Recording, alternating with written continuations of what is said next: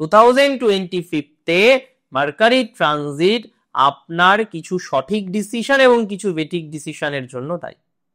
কিছু সঠিক ডিসিশনও আপনি নিতে পারবেন, কিছু বেঠিক ডিসিশনও আপনি নিতে পারবেন।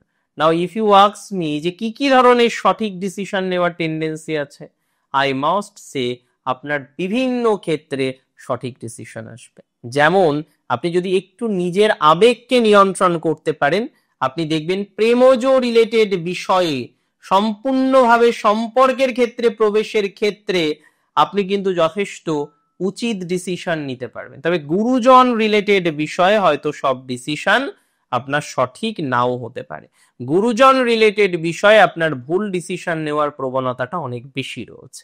গুরুজনের সাথে সম্পর্ক খারাপ হতে পারে, যোগাযোগ বিচ্ছিন্ন হতে পারে, কোনো না কোনোভাবে তার সাথে ডিটাচমেন্ট তৈরি হতে পারে।